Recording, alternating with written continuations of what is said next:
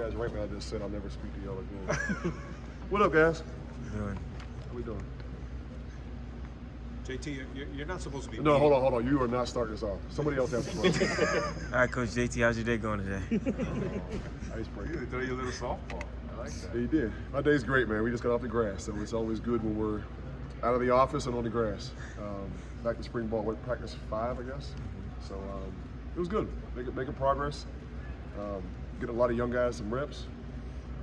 Perfected some technique stuff with some of the older guys, and this is the best time of year for refining like technical fundamental stuff for the players, and I enjoy it. It's the best time. Speaking of fundamentals and technique, do you find that your coaching styles a little different this year? Yeah, they're all different. They got different names, look different than they did last year. Like everything's different. Obviously we had a change on the defensive side.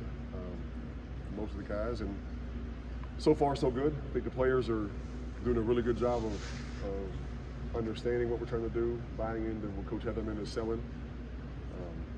The cultural things from the head coach down that are now intertwined with Coach Heatherman's culture within the defensive room is being bought into by all the guys. So it's so far so good. It's March.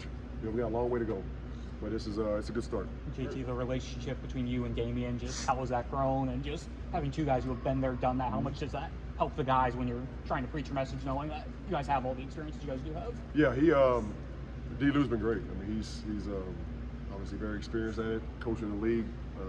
He's coached in college out there in Colorado. Played for a long time, played here, so it always means more for guys to play at the place that they're coaching. D-Lou does not walk in with an entitlement because he played here, because he's part of the history here. He comes in and works, and he's fiery, high energy, always got juice. I think we do a good job of good cop, bad cop sometimes. There's times where we're both bad cops, and I'm like, ooh, that might have been a bit much, but they'll be all right. They'll be all right. I was going to say, Jay, you're not supposed to be beating your guys to the drills. You don't want to be beating them to the drills. I win, bro. I just like to win. So I know I'm supposed to push them and chase them to the drill, but leaders lead, man. It's hard to lead from the back of the pack. So, Coach Cristobal always tells me, like, you get to the drill and your guys are still behind you. I'm like, well, they got to speed up. So I was going to say, but are you noticing? Because I did notice they were trying to get there before you. They try, but They weren't pads. People, what? Pads. Don't even start. I'm 50 and I can still beat most of them and all of you guys. Ruben Bain mentioned like a few weeks ago that like he kind of trimmed down a little bit to get back to playing like he did as a freshman. What do you think maybe was keeping him kind of limited last year, and how have you seen him for the first week and a half of camp? Well, last year, I mean, he had an injury second play of the game, so that would have put him out 5 weeks, I think, or whatever it was. So that's what held him back. People talk about sophomore slump and all that crap. Like, the guy got hurt second play of the game.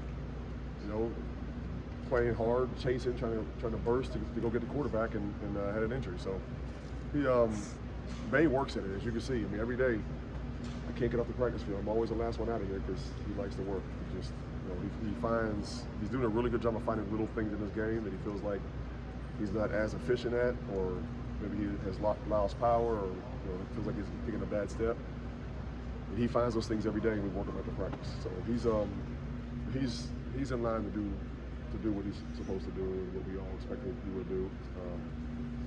He's got attention from everybody, from opponents. So he has to understand that. He's not going to have a whole lot of one-on-ones at times. But, we're going to do a good job of scheming things up and giving him and all the guys opportunities. We got a lot of guys up front that can get after it. And, I'm looking forward to Bain having a big year. What do you think you learned from having that position room last year for the first time that you're going to bring into this year? I'm sorry, could you? What do you think you learned from last year, kind of being the defensive end coach that you're going to bring to this year? Well, you always learn stuff throughout the process. I mean, it's knowing when to push a little more or when to back off a little bit. I've always been real big on supporting the guys mentally and emotionally throughout their journey.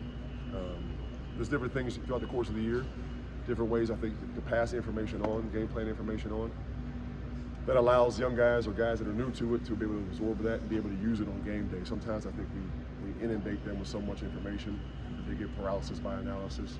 So figuring out what's important, like what does this particular player need to see in this position versus this look that he could use as a pre-snap key and not drown them with information. Where have you seen Armando Blunt take a step forward this offseason? I was laughing about something else. Sorry. What was your question? Where have you Armando? seen Armando take a Armando's- step forward? Armando turned 18 a few weeks ago. It's crazy. He's been here for a year. He just turned 18 a few weeks ago, and he's gotten bigger. He's gotten stronger. He's healthy. Loves football. He loves contact. He's violent as hell. All the things you want in a D lineman. He's doing a good job of learning what we're doing in the system. I think he likes it because it's less having to think about stuff and you just go and butt heads with somebody, and dent face mask, and that's what he is. He's just, he's played inside, he's played outside. Armando's gonna be a really, really, really, really good football player. Speaking of young guys, Hayden Lowe, it seems like he stood out a bit in practice so far. Just coming in, like it seems that he's built like he's already a junior or a senior. Like, what have you seen from him? Hayden Lowe's, he's 18. He's built like a grown man. Obviously, he eats a lot of oatmeal, so he takes care of his body. We're really high on him. We recruited him and thought very highly of him. I think he's one of the top edge players in the country. He's coming here and is not disappointed. If you watch Armando run and Hayden Lowe run from the back, if they're running away from you, they look the same. Like the size of those 18-year-olds, it's crazy. What's the oatmeal line? Is that is he saying?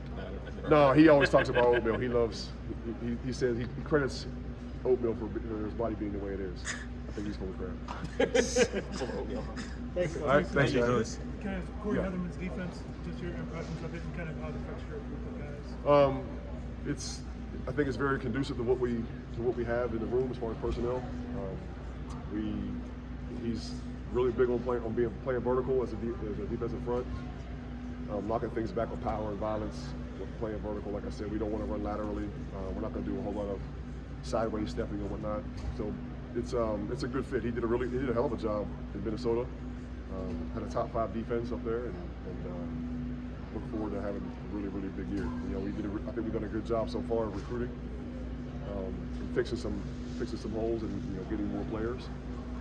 But at the end of the day, we have really good players. And I was talking to Coach Heatherman yesterday. Like back in the day at the Dolphins, we had 3 calls.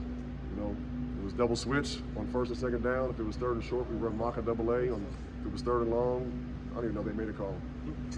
So we had 8 Pro Bowlers. So if you get really good players, you have a really small call sheet. Thanks, Good. Coach. Thanks, guys. Coach.